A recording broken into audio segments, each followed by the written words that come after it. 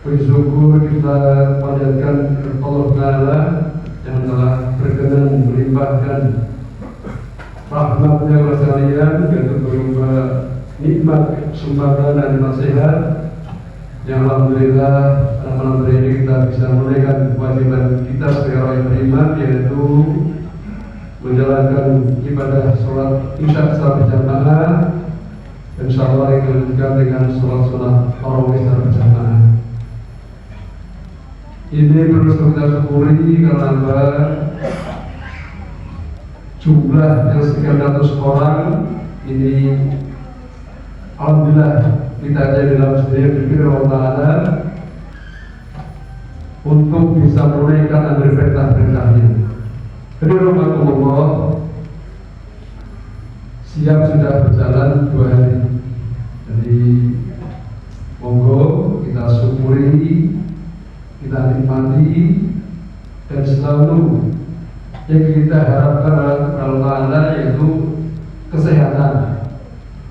Kesehatan yang utama bagi kita orang yang mencari ibadah. Kalau dengan sehat maka ibadah menjadi sempurna dan tumanah mengerjakannya. Jadi rahmatullah, saya sampaikan tentang keutamaan berdoa. Jadi dalam ibadah agama ini adalah termasuk doa ini adalah ibadah. Jadi sholat juga doa. Jadi sholat di dalamnya terdapat doa, zikir juga doa. Maka marilah kita bagaimana mengutamakan doa untuk kehidupan kita sehari-hari secara beriman. Dalam surat Al-Quran, Allah menyatakan dari ud'uni astajib lakum. Jadi Al-Qur'an ayat 26 ini kita ingatkan kita sebagai manusia berdoa, mintalah kepadaku, ud'uni astajib lakum, akan aku capai kamu sekalian. Dari Allah dalam hadis juga disampaikan,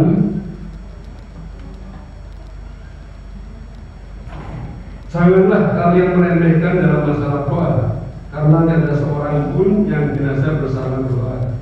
Hadis ibadah dan akhir. Yang berikutnya lagi, hadis dari Sauban dan berkata, Nabi SAW bersabda, tidak dapat menolak takdir kecuali doa, dan tidak dapat menambah umur kecuali amal kebajikan atau taat Allah Taala.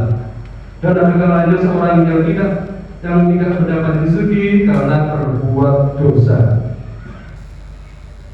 Ini yang kedua sekali lagi, tidak dapat menolak takdir kecuali doa, dan tidak dapat menambah umur kecuali amal kebajikan atau taat Allah Taala. Dan ada kalanya seorang yang tidak dapat rezeki karena berbuat dosa. Hadirin rahmatullah, jadi doa sangat penting. Jadi dalam kita mungkin sholat, setelah takbiratul ihram juga disunahkan berdoa. Karena doa iftitah, doa pembuka. Jadi mulai dari takbiratul ihram, Allahu Akbar, Allah Maha Besar. Dalam yang kita menyebut Allah Maha Besar. Maka dalam takbir kita resapi, kita niatkan bahwa kita sedang menghadap Allah SWT. Kita akan berdoa, kita apel wajah kita dengan Allah Ta'ala. Jadi ini sholat pun berdoa. Makanya dikatakan dalam hadis, dalam riwayat, sholat sebagai kafaroh dari dosa-dosa kita. Jadi sholat sebagai penghapus dosa-dosa kita. Dan dikatakan bahkan di dalam sholat Jumat, dari Jumat yang sekarang saya Jumat berikutnya. Karena ini pentingnya ibadah sholat. Dari rahmatullah, maka monggo kita introspeksi masing-masing.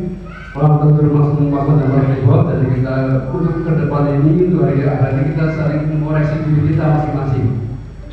Jadi masalah sholat ini sangat penting. Kenapa?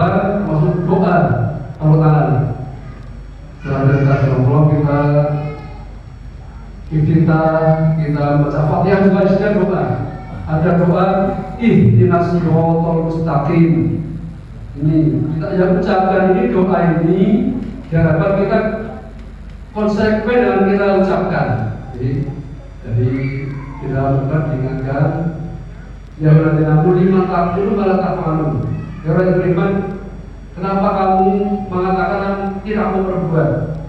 Jadi jangan sampai kita sudah mohon kepada Allah Taala ihdinas siratal mustaqim sehari berapa puluh kali, tapi perbuatan kita mungkin masih mengkufuri iman Allah Subhanahu. Jadi dari depan dibuka saya bacakan surat Ibrahim 7. Nanti syakarakum lazidanakum wa in kafartum inna adabil sadid. Jadi para sahabat yang bersyukur, jadi Allah akan tambah nikmat kepada kalian. Dan pada sahabat yang kufur, maka azab Allah sangat pedih. Jadi azab ini bisa dikejar dari akhirat. Kenapa? Kalau kita ingin mensyukuri nikmat Allah, termasuk kita sholat, kita ibadah siang, kita zikir, dan bersyukur, kita sholat sunnah. Sampai Rasulullah dalam beliau ini sholat malam sampai tidur, kita oleh Aisyah ditanyakan, ya Rasulullah, kenapa Anda sudah dijamin masuk surga masih sholat sampai juga akhirnya? Rasulullah menyatakan, apakah tidak boleh aku merasa syukur kepada Allah Ta'ala? Ini Rasulullah aja syukurnya adalah bentuknya ibadah sholat. Jadi kalau kita mengikuti Rasulullah SAW, maka marilah kita dalam beribadah kita mengikuti ibadah Rasulullah SAW, termasuk ibadah sholat sunnah. Karena apa? Rasulullah sudah mencontohkan dan sudah dijamin, sudah maksum, dan masih menyatakan sholat adalah bentuk syukur kepada Allah Ta'ala. Hadirin Allah, tentang doa.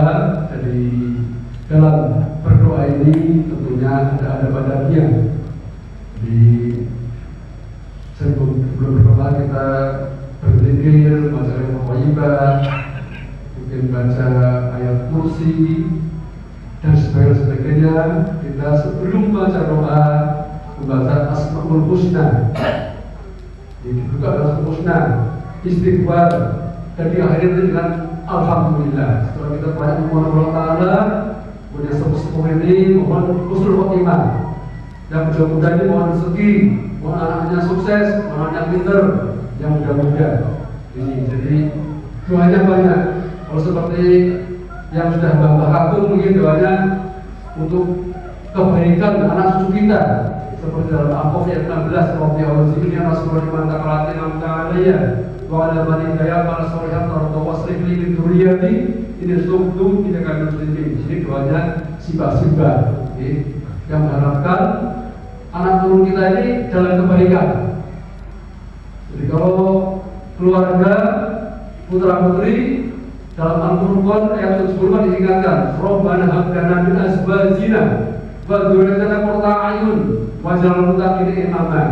Jadi bapak ibu yang masih punya pasangan, harapan keluarganya sakinah mawaddah warahmah, doa ini amalkan. Kenapa? Kita punya pasangan yang yang menyenangkan hati. Rabbana hab lana min azwajina wa dzurriyyatina qurrata a'yun, menyenangkan hati.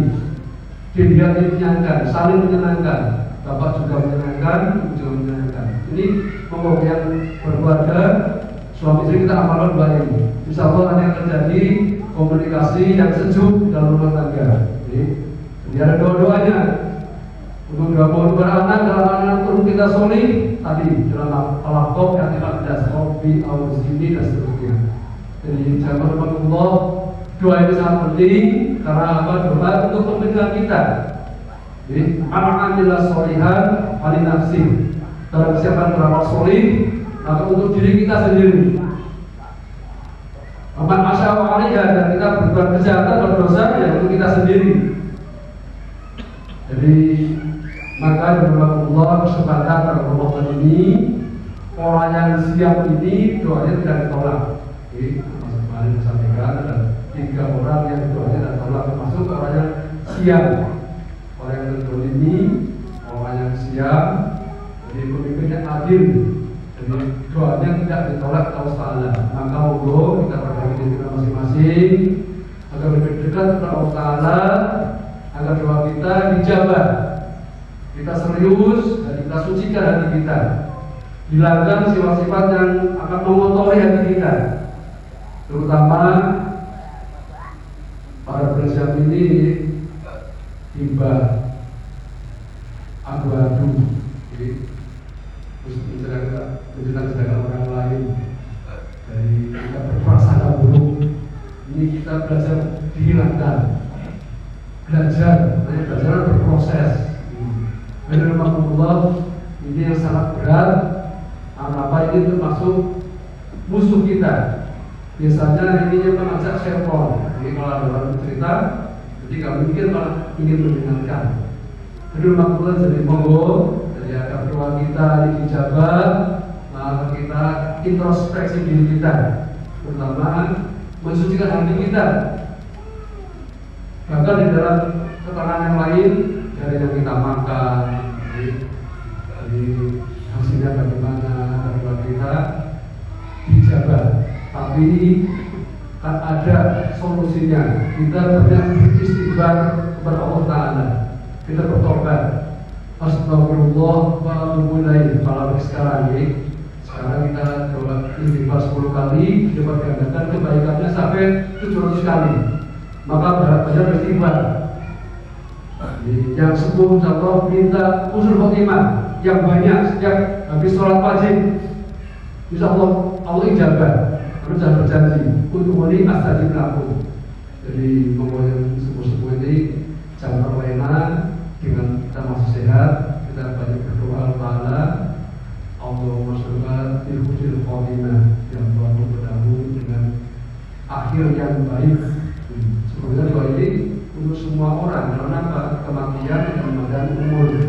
Tapi yang dekat dengan kematian itu seperti saya ke atas, 65, 67, 70, 80.